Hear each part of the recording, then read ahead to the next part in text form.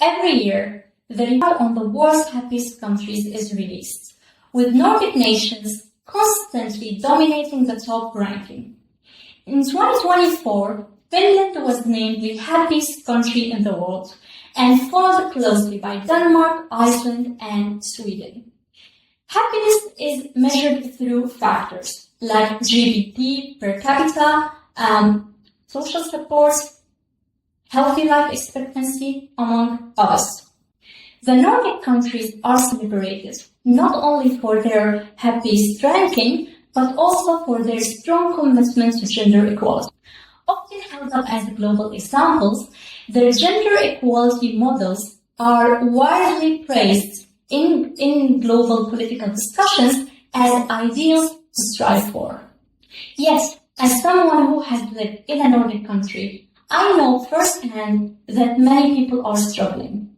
Stress, loneliness, and isolation may play a significant role in their unhappiness. While both men and women face the challenges, in this video, let's take a closer look and explore why Nordic men might be struggling. First, we have mental health concerns. Men's mental health issues receive insufficient attention and resources, making it harder for them to seek help when struggling. But how big is the problem? Consider this startling fact from Norway. Big boys don't cry, they kill themselves. Every week, 9 men commit suicide. 9 sons, husbands, fathers, brothers, and friends. These are just the official statistics, and the true numbers are likely even higher. We know that more men than ever are dying from overdoses, and that men are overrepresented in traffic fatalities. Many of these deaths could also be described as suicides. Why aren't we doing something about it? 9 men every week. This is crazy. Here is another key issue.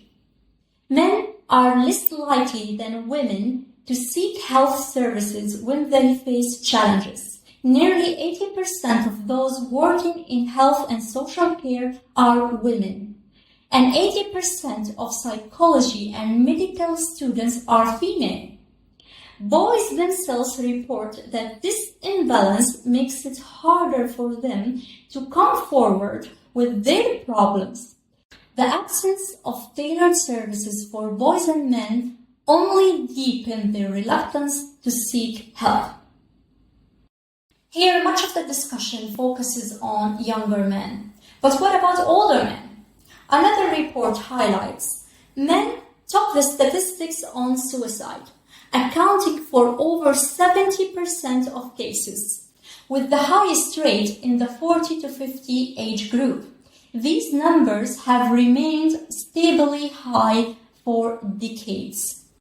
70% is a staggering number, one that should demand urgent attention, one would think. A 2018 Guardian article titled "Nordic Countries' Happy Reputation Masked Sadness of Young," says report, also addressed this issue. It noted older men who were unhappy were less likely to see family and friends than older women. Finally, in an article published last year in Norway, it raises the question, are men's problem an equality problem? It says, a problem with investigating and designing policies about men is that research on men in Norway is weak and fragmented.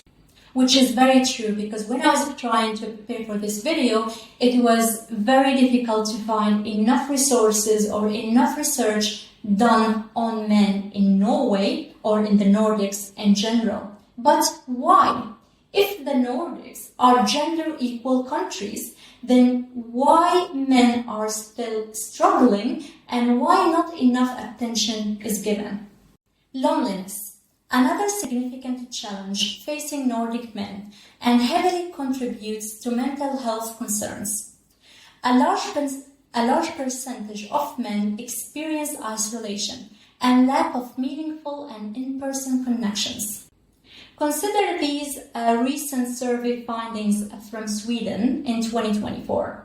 New figures on men's loneliness. 1 in 6 men has no one to talk to at all. Another statistics highlight the disparity. In the under 45 age group, almost twice as many men as women are emotionally lonely, with the gender gap being greatest at these ages. Additionally, severe loneliness is particularly prevalent among young men. Severe problems with loneliness and isolation are most common among young men aged 16 to 29. When examining reports on loneliness and suicide among Nordic men, the causes are often attributed to societal expectations and the pressure to conform to traditional gender roles and norms, which raises an important question. If traditional gender roles and norms are the root cause, then why the problem is worsening over time? And why does it persist in countries that are the most gender equal in the world? Other issues that men are facing but not talked about enough is diminished traditional roles. Men who identify more with their traditional roles like providers and protectors may feel devalued in societies that are increasingly emphasizing self-sufficiency for women. Another issue, shift in dating dynamics.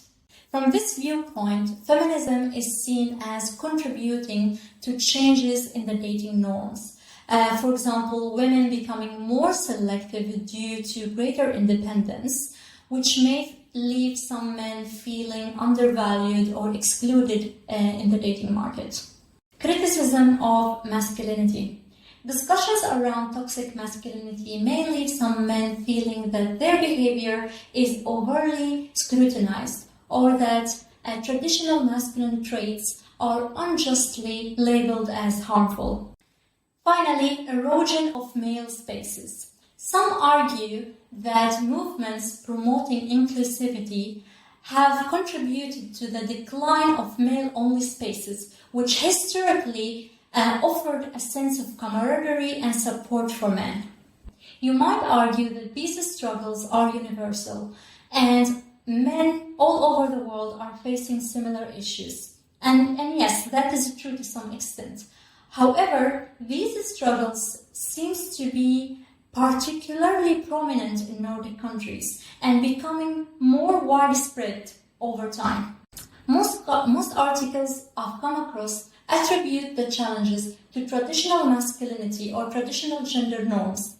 But if that is the case, wouldn't we expect to see fewer cases like this in the Nordic countries, which are the most gender equal societies in the world? If traditional gender norms are the root cause, then men in progressive societies should struggle far less, not more. So why does the problem seem more pronounced today?